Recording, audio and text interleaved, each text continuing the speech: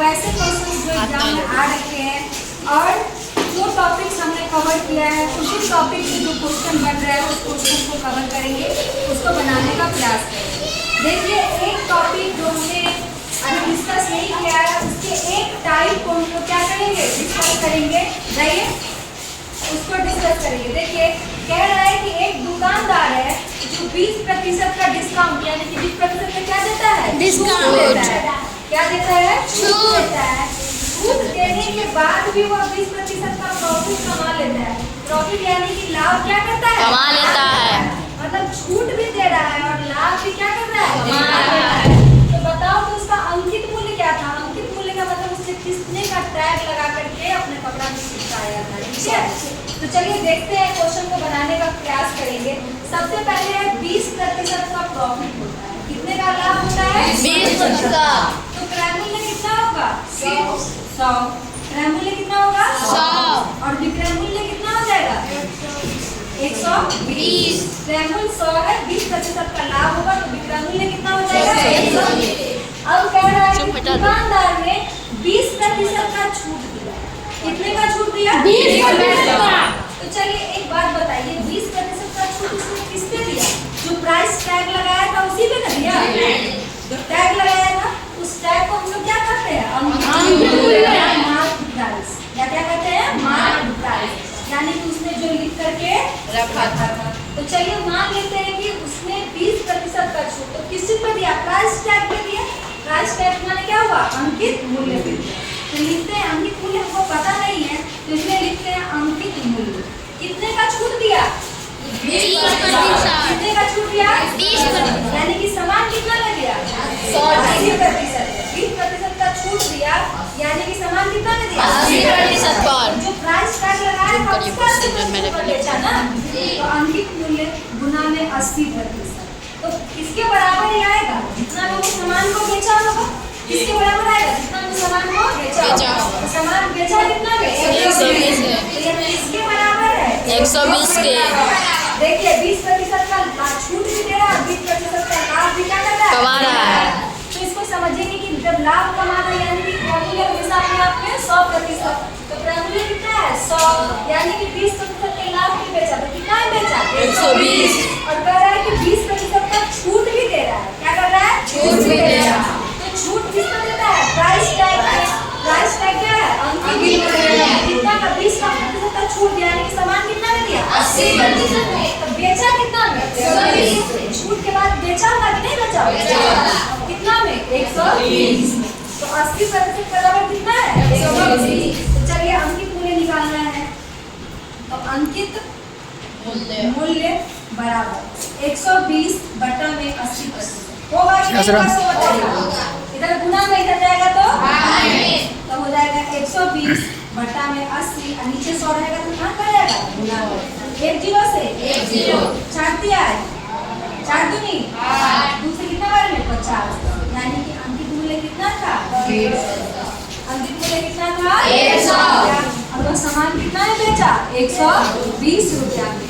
वह अंकित मूल्य अपने मन से ही प्राइस टैग लगाया था। चलिए अगला प्रश्न देखते हैं। एक वस्तु का खरीद मूल्य 400 रुपया है। खरीद मूल्य 400 का मतलब कॉपी, क्रय मूल्य कितना है, 400 रुपया। और विक्रय मूल्य यानी कि बेचने वाला, और विक्रय मूल्य कितना है, 600। तो 400 में खरीदा और 600 में बेचा तो उसको क्या हुआ, लाभ हुआ कि हानि हुआ, लाभ हुआ। कितने रुपए का लाभ, 200 रुपये का। 200 रुपए का लाभ। तो क्वेश्चन में कहा है कि बताइए लाभ या हानि प्रतिशत। सिर्फ लाभ निकालने के लिए नहीं बोल रहा है, लाभ या हानि प्रतिशत भी निकालने के लिए बोल रहा है। तो अगर लाभ हुआ है तो हम लाभ प्रतिशत निकालेंगे। लाभ प्रतिशत निकालना हम आपको पहले सिखा चुके हैं कि जो लाभ होगा उसको कहाँ लिखेंगे, ऊपर। लाभ कितने का हुआ है, 200 का। कहाँ लिखेंगे, ऊपर। और हेड कौन है, वेरी गुड। हेड कौन है, कितना है, 400। हेड कहाँ रहेगा, नीचे। गुना में 100। 2 0 से 2 0 दूनी 4 2 से 4। तो कितने प्रतिशत का लाभ कमाया, 50%। चलिए अगला प्रश्न देखते हैं। हम आपको बोले थे कि बिना फॉर्मूला का सिखाएंगे, अभी तक कोई भी फॉर्मूला का प्रयोग हम लोग नहीं किए। अगला देखिए एक बस इसका भी फॉर्मूला होता है पर फॉर्मूला नहीं लगाएंगे, बिना फॉर्मूला का सिखाते हैं।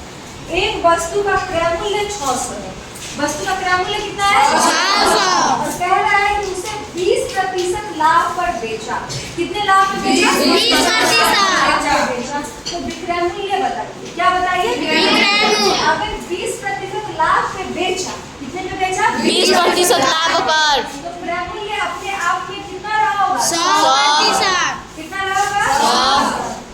तो सवाल के अकॉर्डिंग 100% का था, 20% के लाभ पे बेचा, तो विक्रय मूल्य कितना हुआ? 120। कितना होगा? 120%। तो देखो ना, हमारा क्रय मूल्य है 100% और क्वेश्चन में क्रय मूल्य कितना दे रखा है? 600। तो दोनों को बराबर होना चाहिए कि नहीं होना चाहिए? तो क्रय मूल्य को बराबर होना चाहिए। तो बराबर करते हैं। हमारा क्रय मूल्य है 100 और इसका क्रय मूल्य कितना है? 600। दोनों को बराबर करेंगे। 2 को 0 से 1% बराबर कितना होगा? लेकिन हमको क्या सवाल में कहा है? निकालो विक्रय मूल्य कितना प्रतिशत है?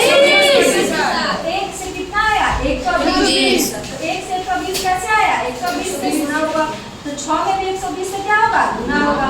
12 4 72। 1 0 होगा। 1 0 कितना होगा? 720। यानी कि विक्रय मूल्य कितना होगा? 720। बताइए कोई फॉर्मूला का प्रयोग हुआ है? नहीं। अगला प्रश्न है कि वस्तु का विक्रय मूल्य 800 है। विक्रय मूल्य कितना है? 800। उसी का उल्टा है। उसे 60% हानि पर बेचा गया। कितने की हानि पर बेचा गया? 60%।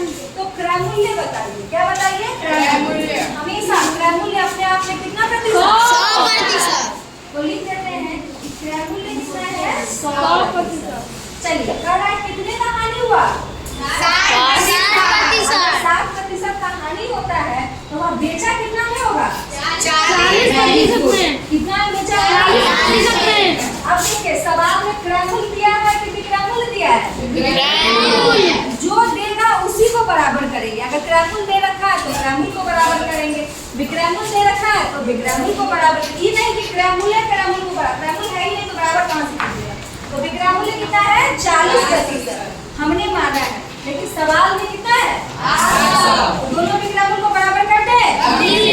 40 बराबर कितना होगा? 800।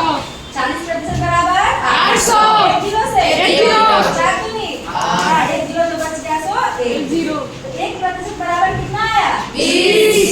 हमको क्या निकालना है? क्रय मूल्य। और क्रय मूल्य कितना प्रतिशत है? 100। तो 1 से 100 कैसे आया? गुना से। तो इधर भी कितना से गुना होगा? 100।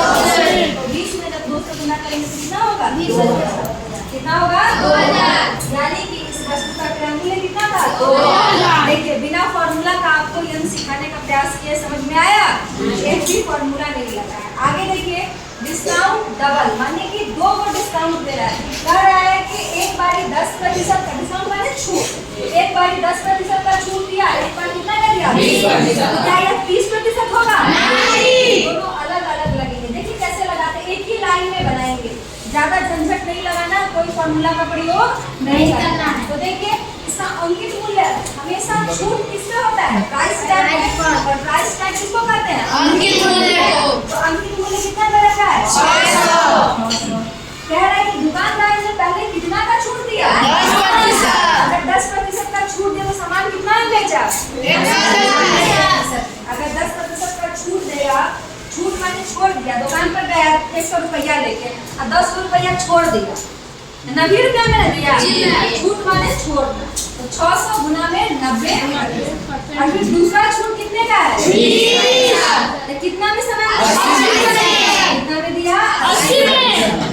अब देखिए एक ही बार में निकल जाएगा। 600 गुना में 90 बटा में 100 गुना में 80 बटा में 100। 1 0 से 1 0 1 0 से 1 0 1 0 1 0 1 0 6 नमा 54 और 54 गुना में 8 8 पंचे 40 400 और 8 चौक 32। कितना हो जाएगा? 432। आया समझ में? जी मैम। तो 2 डिस्काउंट होंगे, दोनों को जोड़ना नहीं। डिस्काउंट माने छूट, तो दोनों को एक साथ जोड़ना नहीं है, अलग अलग उनको निकालना है। तो दाम था 600 और उसके साथ में 10% का छूट देंगे, माने सामान कितना में दिया? 90। फिर कहा कि 20% का देंगे तो वो कितना दिया? 80।